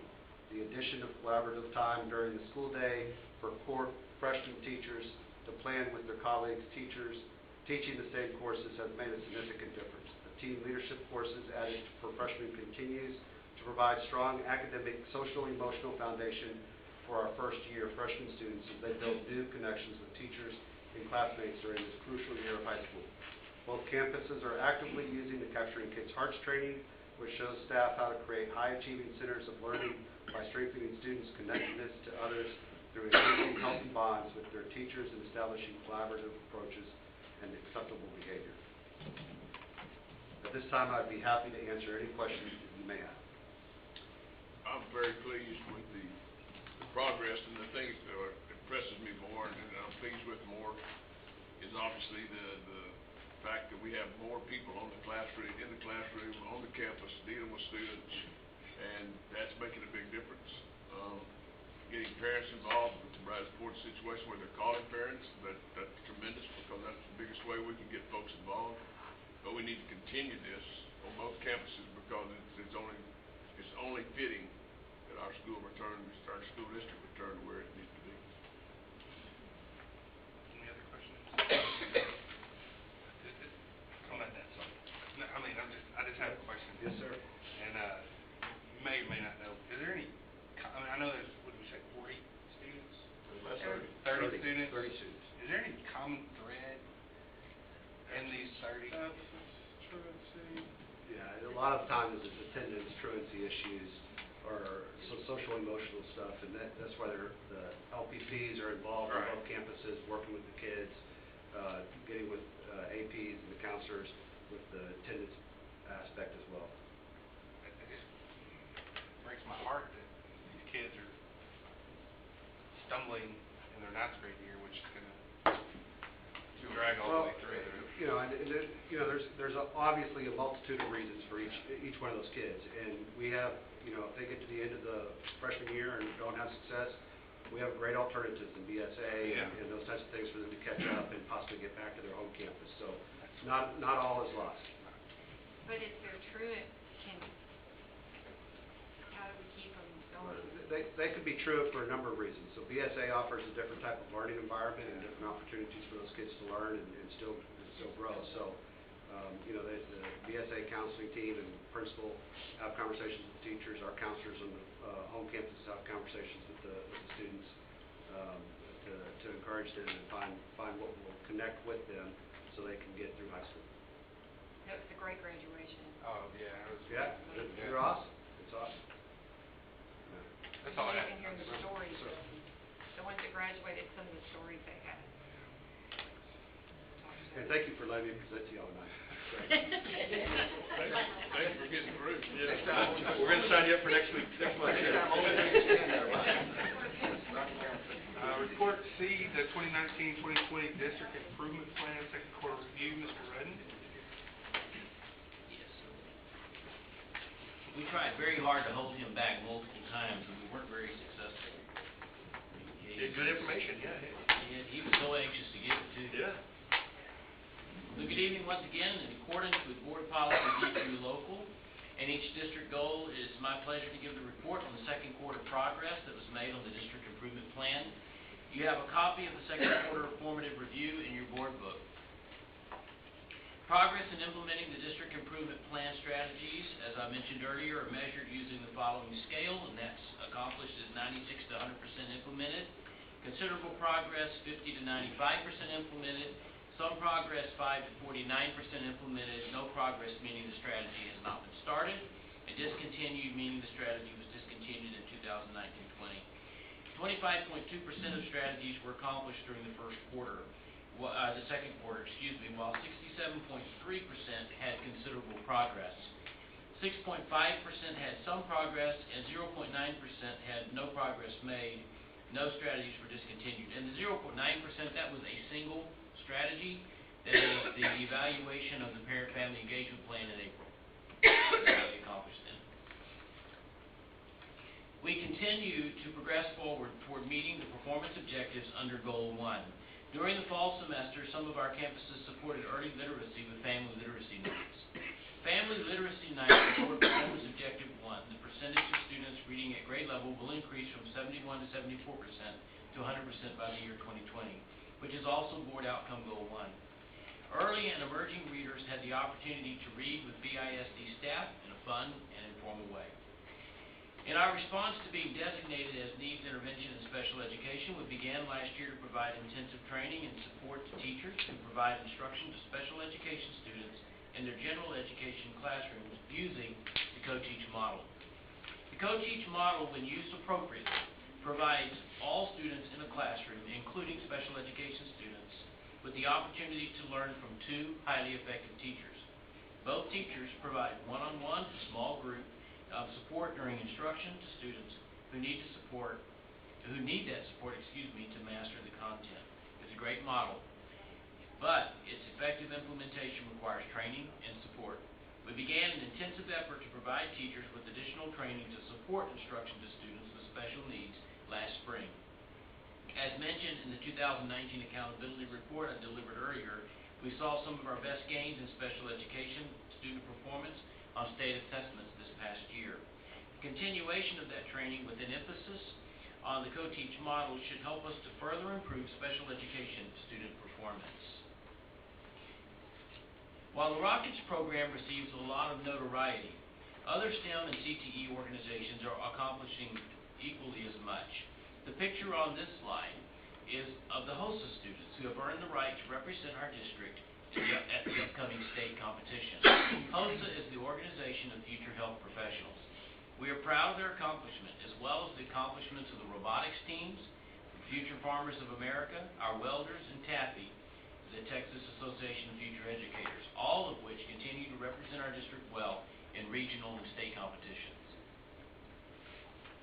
So moving to goal number 2, part of creating environments that are safe and conducive to learning is to increase student involvement in activities where they learn responsibility, respect, and commitment. In fact, one of BISD's core values is we believe students find purpose through connections with their schools. A connected student is less likely to behave in a manner that is disruptive to the learning environment. This month, I want to take a moment to celebrate the myriad ways students can be involved in BISD.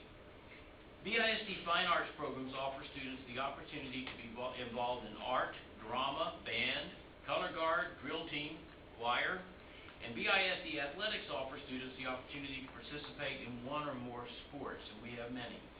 Through both of these areas, hundreds of students have learned the value of teamwork, commitment, discipline, responsibility, preparation, overcoming obstacles, and winning with dignity and pride. Our award-winning cheer squads also provide students with opportunities to connect with teammates who share the same work ethic, commitment to precision, and incredible trust required to be a successful cheerleader. But student involvement does not stop there.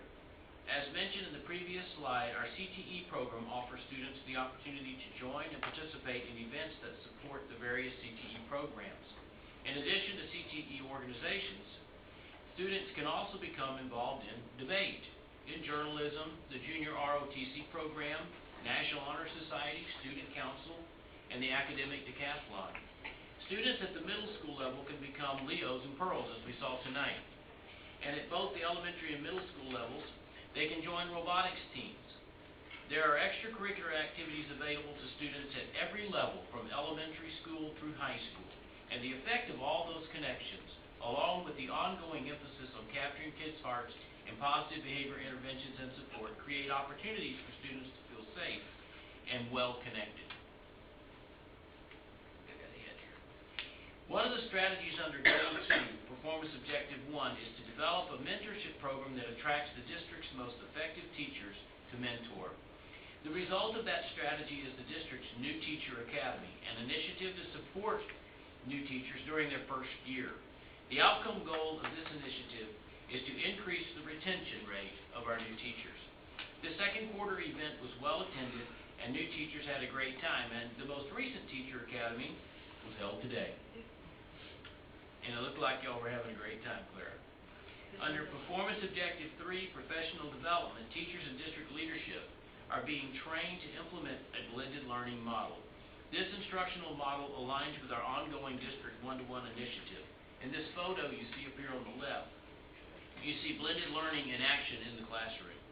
Blended learning incorporates the use of technology by students into the structure of the lesson. As reported earlier by Mr. Journay, construction is proceeding on several BISD bond projects, including the Brazoswood High School field house. One of the great outcomes of the 2012 bond initiative, an initiative that played a role in the building of trust between the district and the community, was the creation of the Citizens Bond Oversight Committee. Although the membership has changed over the years, the committee is still committed to their original charge of providing oversight to our bond projects. The Citizens Bond Oversight Committee continues to provide a valuable service to our district, and I included them in this tonight so that we can thank them for their service. BISD continues to build on our partnerships with community organizations, some of whose members have been through our Leadership BISD Academy and are staunch supporters of our district. This year, the Brazosport Rotary Club once again donated dictionaries to our campuses to support our literacy initiatives. Other companies and organizations are actively participating in campus-level events, serving as mentors through Lift Up and other mentoring opportunities, and supporting campus robotics teams. We're grateful for their support, which is so important in our efforts to graduate students to be future ready. For another year, BISD participated in the Salvation Army Rockin' the Kettle Holiday Fundraiser. Campus and department teams, BISD families, and individuals filled 6 weeks' worth of slots at the Kroger Marketplace collecting donations to help the most needy among us. This remains one of the biggest ways BISD gives back to the community.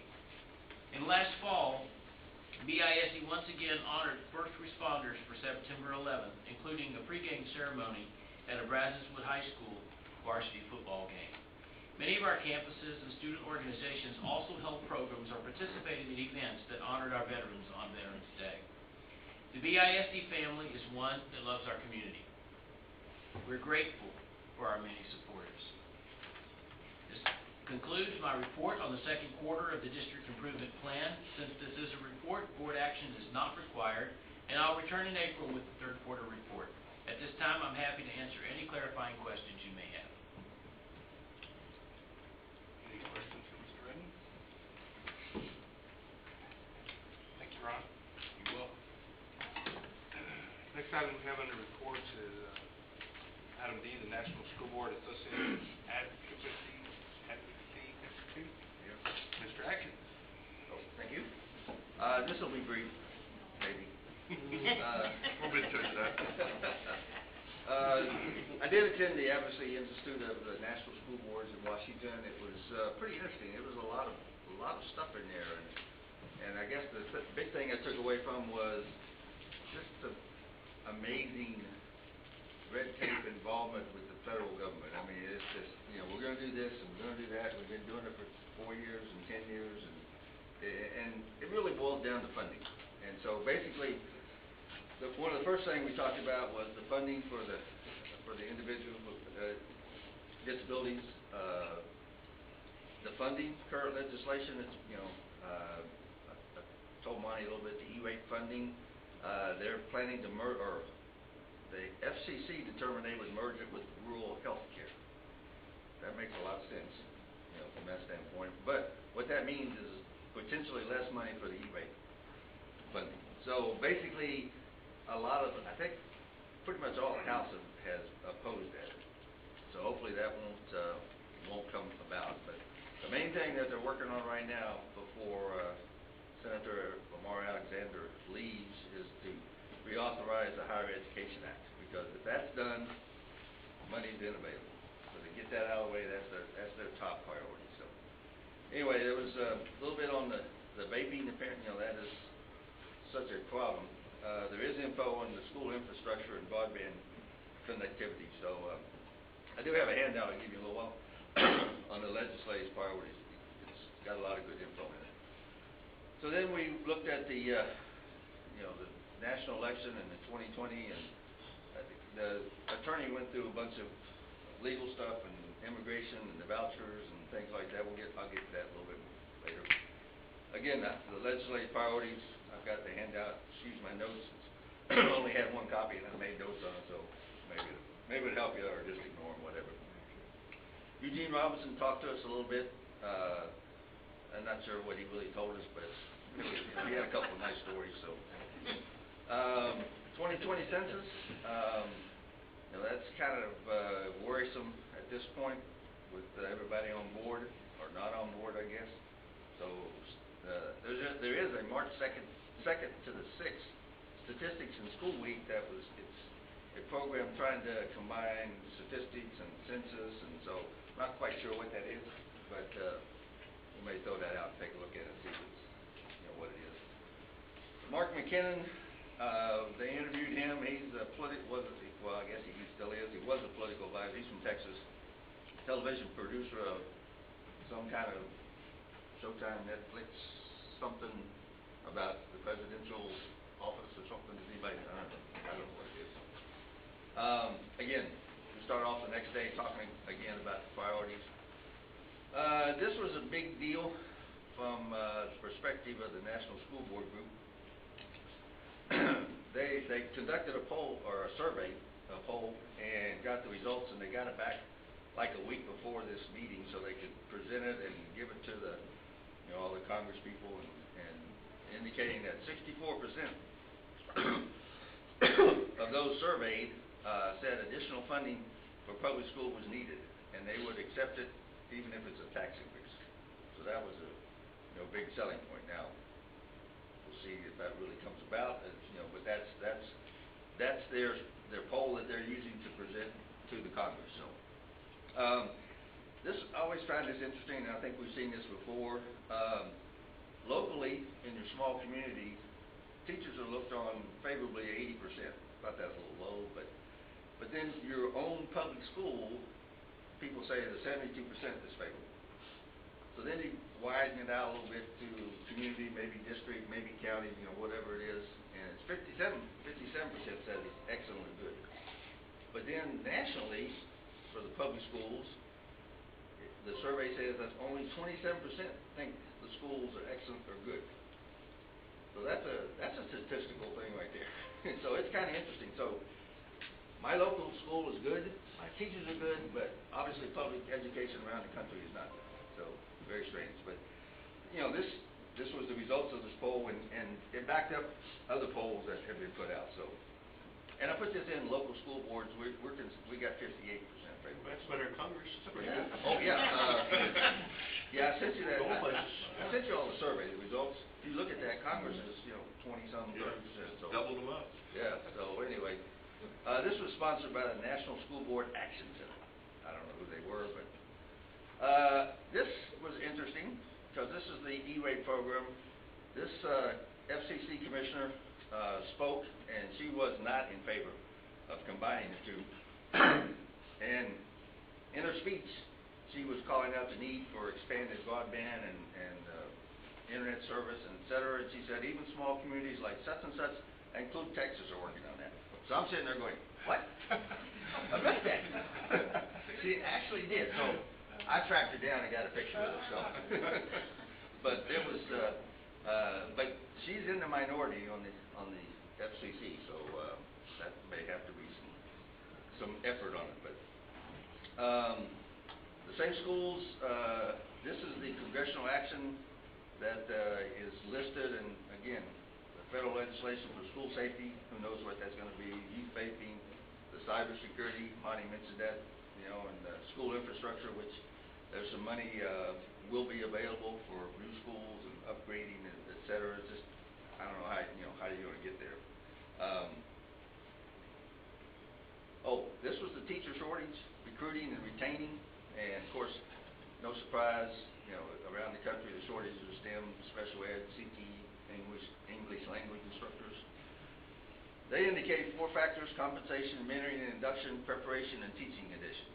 So I think that pretty well works. I know we're working on compensation. Hopefully our mentoring program is improving and allowing the teachers to prepare, and the teaching conditions. So one of the other things, we authorized the Higher Education Act. I mentioned that before. That's the big elephant in the room that they got to get over, so they'll know how much money is left. So a couple of bills that are working for trying to get teachers to go to school for teaching, forgiving loans and things like that. So College Affordability Act. So there's a lot of talk. I'm not sure how much action. We did sit through a luncheon, and never guess what it was. Chicken. Yeah. But Green beans. Green beans. no, Salad. actually it was asparagus. Yeah. Green beans, 2 stalks. garlic mashed potatoes. I don't know what those were. Anyway, the 3 educational, because this was the Tuesday of the State of the Union, so none of the elected officials came to the lunch, but again, Lamar Alexander, Patty Murray, Bobby Scott, all these guys are the educational aides for, these guys are the head of the education committees for the Senate and the House. So they talked a lot about the same thing I just mentioned before, so it was good to hear, from someone direct. The highlight of the luncheon was the Deputy Secretary of Education, Dr. Mitchell Zeiss. He started off telling how bad the public schools were. He was touting school choice, and now the new Freedom Scholarships, which is the buzzword for about that. Needless to say, he was not well received. There were several that got up and walked out. Our little Texas, there was 90 of us from Texas, so we had several tables. We were kind of in the middle, so we were kind of stuck. But he was very brief, as well he should have been, and left very quickly without answers. It was a very interesting, but for him to, it's kind of like, I put down here, I talked to the school board chief advocacy officer. He's been there like 9 months. Saw him the next day in the Capitol area, and we were talking, and I asked him, did everybody know what he was going to say or whatever? And he said, well, it was kind of like, hey, we wanted you to hear it. And so it was very enlightening. So there is a big battle coming, and of course Senator Cruz is, I think he's either sponsoring or strongly supporting the Freedom Scholarship. So we work cut out for us. This was talking about I put this in because this is the personalized learning, which I think is really something that to me, I relate it to our freshman cohort group. So basically, you can see there's a lot of elements there. And we've got a lot of things working along those listed. So this is good. I think we're attacking most of these and making progress. So again, this comes back for personalized learning. It comes back to the getting teachers, keeping them, and funding for the individuals with disabilities, and keeping the broadband and having internet access, and et cetera. So this was interesting. I really probably didn't understand this till I got there. The IDEA Act, Congress had promised 40% of the extra costs to be paid by federal government for those who fall under that criteria. And they're currently at 14.6%. I did not know that. and of course, the central question was, why isn't there a plan to add 1% a year or 2% or and nobody could ever get that answer. So, but obviously they had some data on some costs for educating special education students, and it's of course growing. So. I had 4 high school teachers or students from Maryland. I can't remember where it was. I couldn't remember, but basically they highlighted the various choices that they participating in from the Washington D.C. area in Maryland. Distributive education, band, all that stuff. So it was good. They were, it was a very diverse group, and it was kind of like every time we go see some of our students, we're in pretty good hands in reality. Did visit with Weber's Educational Aid. I put in the fact that we were interested in this. Important to BISD was support the E-rate funding. And also left word that we would love to have him come so we can display our many choices that our public school system offers here in BISD. So the educational aide was real excited when I mentioned the rocketry program, because she said, I'm a little rocket nerd. So I said, well, come on down, we can show you that. Senator Cornyn did come in with our group. There's about 40 or 50 of us from Texas. He addressed us a little bit. The educational aide was there. He was pretty vague on public money and the Freedom Scholarships. He didn't say yes, but he definitely didn't say no. So, work to do. He was asked point blank, because Senator Cruz had announced his support that very morning. So, timing was good. So, one of our colleagues mentioned that, asked him about that, and again, it was pretty vague answer. But hey, the one thing I will ask is that Senator Cornyn did ask about how the ESSA implementation was going and what kind of problems we were having. So I may have to invite you all again and see if you can give me homework. I would like to thank, because they gave us a whole bunch of questions that we wanted to, to help with our discussions, and I do want to thank Danny and his crew. I know everybody had a shot at it, I think, because there was a lot of different questions, so I had a lot of great answers, so put that together, so appreciate that. I know that took some work, but you guys are pretty smart than me, so if you write it down for me, I can remember it. So, I can read it. Yeah, I can read it. Other than that, that was it. It was an interesting time. The weather, we walked to dinner that night, whatever night it was, Monday night, I was sweating, and I hadn't had a coat on. So it's kind of like, I'm here in Washington, D.C. in February, and it was colder here, I think. So, anyway, good learning experience, a lot of info. In your board notes, I have 11 presentations that you guys can look at if you want to. Can't hardly wait. I know. If you really get tired at night, click on one of those and it'll put you to sleep. But there is some good info. Jacob, will you read them to us? Hey, yeah, we start now, or? Hey, we gotta have a workshop. They go present that. So anyway, I appreciate you all's support in going. I think it was worthwhile. So again, That was interesting, but yeah, it was good. So that's it. Moving on. yeah, thank you very much. All right. Thank you, Jerry. Do we have any other board committee reports? I do. All right. Okay, I wish I could show you my phone, but I get to help with the foundation, the BISD Foundation. Can I tell you? Yeah. Okay.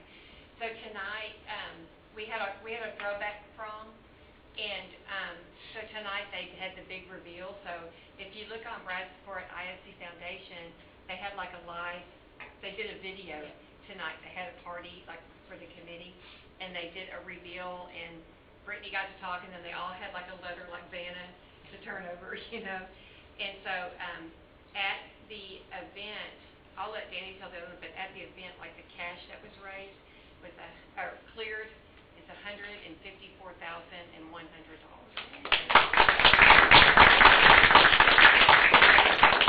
I feel bad because due to all my surgeries and stuff, I didn't get to help them this year. But when I showed up, it was that we had wasn't it fun, y'all? It's Danny looked the best. I wish he had that long hair on Facebook or anything. But Best is relative. it was it was very fun, and everybody was just having the greatest time, and to have so much support from the community, and lots of young folks there, and it was just a lot of fun, and to raise that much money. And I know that there's, I'll let you tell about the preschool. Yeah, I'll let you talk about I think that. the other thing that's important about the $154,000 that was netted, this was only the fourth year of the event. The first year we raised 50,000. And so just in 3 short years, it's gained $100,000 already. And then, as you know, Freeport LNG, we made the announcement there, they gave us a $650,000 grant, which allowed us to do create $100 million endowment. I'm sorry, $1 million, sorry. A $1 million endowment. We'll be investing that. Which is just 5 years. This is 5 years of existence of the foundation to have a $1 million endowment. I think what I told our team, the importance of this is that it ensures sustainability, that this foundation will continue to help educators in BISD long after we're gone. So that's a great legacy. Can I mention one other thing too? Rebecca mentioned the book bus a while ago and the fact that the foundation was involved. The foundation is in its 5th year of existence, and they've started it. They have a new structure. Has every 5 years there's going to be a special grant, and it was named after Alvin Bartek. He is one of the guys that was a big part of the original foundation. He got on board with the new foundation concept, and he went 90 miles an hour, and Alvin passed away last year. But it's an honor that we can remember his effort to BISD by making the Alvin Bartek Memorial Fund every 5 years. It's a special $25,000 award that will go every 5 years to somebody. And everybody knows that what they do now is all the teachers and educators and submitted grant applications of what programs they want to do and what extra money they need for the classrooms and cash for the classrooms. So there's a committee as part of our foundation committee. Are you on that? And so they review all the grants, and then they decide who they can give to and all that. And so then the end of March, they'll announce it, and we drive around like a cash caravan, like the Publishers Clearinghouse, and we'll show up and surprise the teachers and let them know that they won a grant. And we'll go to all the schools, to every teacher. So the money goes right back to the teachers to help them in the classroom. So it's a fun community to be on at Everett. I've been on it since the very beginning, and I really have a good time with it. They are fun. But if y'all don't have their Facebook, it's fun and it's cool, and she's always got neat stuff on there. And you can watch the live thing tonight with Nate, and they've revealed it. So that's all.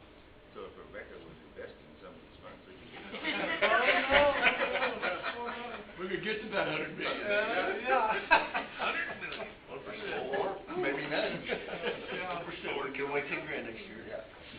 We'll send Jerry to Vegas and spin the wheel. Do we have any other board committee reports? Ms. Yeah. Cuellar? Liz Quayle. Elizabeth? Okay. Well, I attended the LPAC meeting a few weeks ago, and here's a little handout, just take a pass it down. And they presented this historical data showing continuous improvement in their scores, and there were several examples where our teachers went over and above. Like at Brycesport High School, had a student by the name of, and she passed her English test after only being here in the country for 2 years. There was a video, and you would watch the video of how excited she got when she received the news. It brought tears to your eyes, just for her passing her English exam. And that was at Brazesport. And at Brazoswood, our teacher, Hannah Holly, she was so excited, and she shared the news with the EL coordinator, Rita Cundiff, and their students. She passed her English test, and they had to pass these tests in order to graduate. So, they're doing a great job. And what I was really impressed with was one of our teachers, Leon Mack. She designed her lesson to go outside to play games in order for the students to communicate in English, but each student had to teach their classmates a game commonly played in their home country. And so through this exercise, they learn how to communicate with each other. So that was really exciting. And I also went to the book bus meeting, and I can't do better than what Rebecca did. The only thing is that I know, it's under the direction of Michelle Griffith, and I wanna thank her for giving all of our students in BISD the opportunity to participate. She's doing a great job by letting everybody, and that way when our students see the bus, they're gonna have pride in it, they're gonna, it's gonna be joy, and I just can't wait for everybody's vision to come to reality. But I just think it's amazing what our students are allowed to participate in. Thank you. Any other board committee reports? All right, hearing none, then our next item, our next regularly scheduled board meeting is March the 16th. Next on our agenda is executive session. Executive session may be called for the purposes permitted by the Texas Open Meeting Act, Texas Government Code Section 551.001 through 551.146, Section 551.071, consultation with attorney, Section 551.074, personnel matters, appointment, employment, evaluation, reassignment, duties, discipline, dismissal, and complaints. The board shall return shortly. Thank you.